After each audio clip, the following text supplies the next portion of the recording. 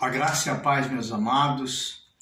A nossa meditação de hoje está no livro do Gênesis, no capítulo 47 e no verso 8. Perguntou o faraó a Jacó: quantos são os anos da tua vida? Faraó, naturalmente, por ver um homem tão envelhecido, teve a curiosidade de perguntar quantos anos ele tinha. A nossa idade cronológica é muito importante. Ela, com certeza, representa partes da nossa vida. Quem sabe, nessa pequena meditação, esteja me dirigindo aos jovens. Jovem aí entre 16 e 20 anos, idade boa, fisicamente sem problemas. Embora já falte experiência, mas a sensação de que o mundo está aos seus pés, porque vocês, nessa idade, dominam a tecnologia. E também um tempo de desfrutar de tudo isso, um tempo de, como se diz, aproveitar a vida. Mas, jovem, eu tenho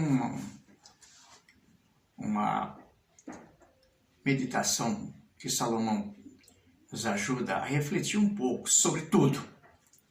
Salomão diz lá em Eclesiastes, no capítulo 12, no verso 1, o seguinte: lembra-te do teu Criador nos dias da tua mocidade,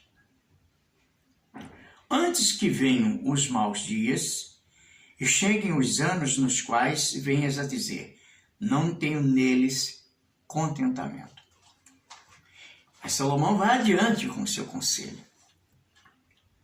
Ele diz assim: alegra-te, jovem, na tua juventude, recreia-se o teu coração nos dias da tua mocidade.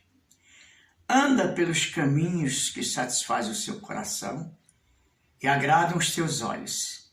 Sabe, porém, que todas essas coisas, ou de todas essas coisas, Deus pedirá conta.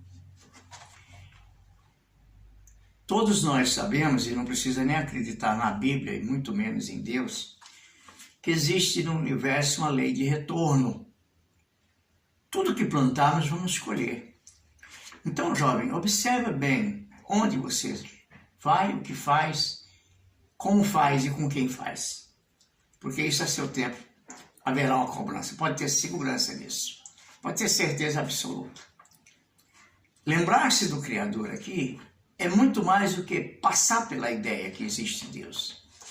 É colocá-lo no topo da sua agenda. É colocar ele acima de qualquer outro planejamento. É colocar ele acima daquilo que você ama, mesmo de mais próximo que você tenha. Mas é possível ainda que eu esteja falando com alguém que tem um pouco mais de idade, quem sabe 40, um pouco mais. É uma fase crítica. É uma fase onde as pessoas começam a desacelerar e já bate em nós uma certa insegurança em relação a algumas coisas. Começa aí a surgir um certo medo de que vamos entrar numa curva. Se nossa vida, teoricamente, seria de 80 anos, então nós estamos agora exatamente ou quase no meio. E isso causa pânico a algumas pessoas.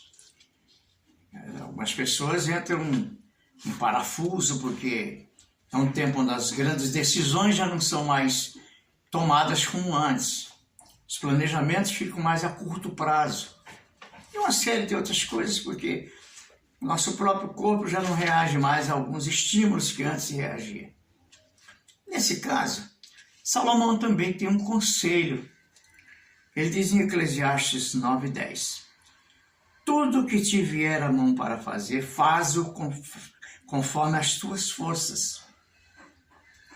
Porque na sepultura para onde vais não há obra, nem indústria, nem ciência e nem sabedoria alguma. O Salomão está dizendo que houve um tempo em que nós conseguimos fazer as tarefas mais adequadamente, mais satisfatoriamente. Mas agora temos que substituir isso por um outro modo, uma outra maneira de fazer as coisas. é dosar as nossas forças. Dosar porque a nossa estrutura já não é a mesma, pelo menos não fisicamente. E aí nos desesperamos e por vezes até entramos em pânico quando concluímos que já não somos as mesmas pessoas. Os homens às vezes têm as crises e voltam a querer ser adolescentes, a se vestir com roupas da moda. As mulheres, então, esse pânico é maior, é mais acentuado, e elas, o medo da velhice começa a bater e algumas coisas começam a sair do eixo. Mas o conselho de Salomão é, sem dúvida nenhuma, muito sábio. Dose as forças. Faça conforme pode. E, no mais, espere em Deus. Mas quem sabe, meus amigos, quem sabe, meus irmãos, eu ainda esteja falando com alguém um pouco mais velho. Alguém aí na casa dos 60, passando um pouco, ou muito, não sei. Nessa idade, ela é a idade da aposentadoria, quer dizer, pelo menos em tese. Porque já esgotou a força física, o ânimo também, a coragem, o entusiasmo, aquela dedicação de antes. Hoje, aos 60, um pouco mais, a gente tem uma cabeça boa, mas um corpo combalido, enfraquecido. E é muito comum que a gente caia naquele abismo, naquela fenda profunda de que nós somos pessoas inúteis, que não temos mais utilidade para nada ou para ninguém, que nós não somos mais nada além de um zero à esquerda. O nosso ciclo produtivo acabou, então só nos resta sentar num canto e resmungar, choramingar, por vezes se tornar um velhinho, uma velhinha rabugenta, reclamando de tudo, se queixando das dores que apareceram. Mas veja bem o que diz a palavra.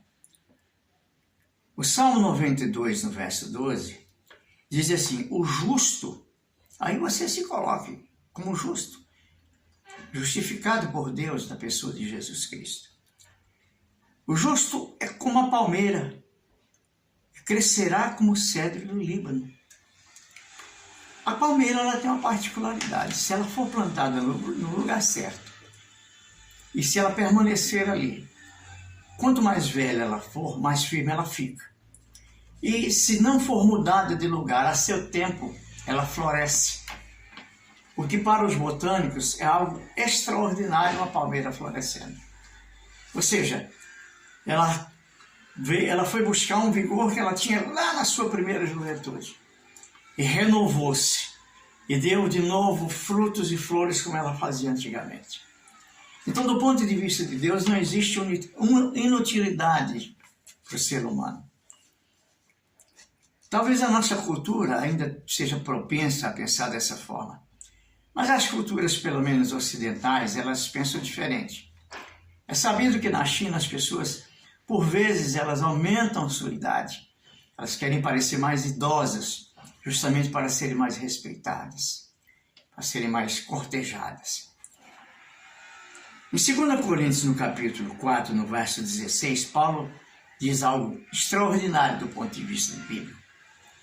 Ele diz assim: por isso não desfalecemos, mas ainda que o nosso homem exterior se corrompa, o interior, contudo, se renova dia a dia.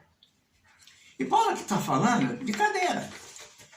Paulo aqui está falando de gabinete, porque ele era um homem já muito idoso, provavelmente, quando escreveu isso, bastante deficiente na sua saúde, provavelmente nem enxergasse, ou se enxergasse fosse muito pouco.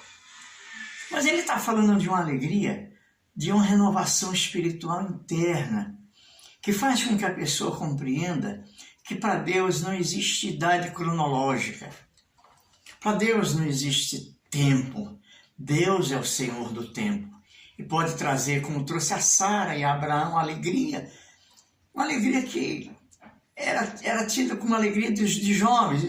Ter filhos é algo que é restrito aos jovens, mas Deus dá essa alegria novamente a Abraão e Sara. Deus renova a alegria desse casal. E por que não a sua? E por que não a minha? e por que não a nós? Que Deus nos abençoe. Quantos anos você tem? Senhor nosso Deus e nosso Pai, graças te dou, Senhor, por esse momento e peço a tua bondade e misericórdia sobre cada um de nós. Permita-nos enxergar que a cidade não pode ser um empecilho entre nós e o Senhor. Ao contrário, ela deve ser fator de maior aproximação. Abençoe a todos que vão ver e ouvir esta mensagem. Em nome de Jesus. Deus abençoe.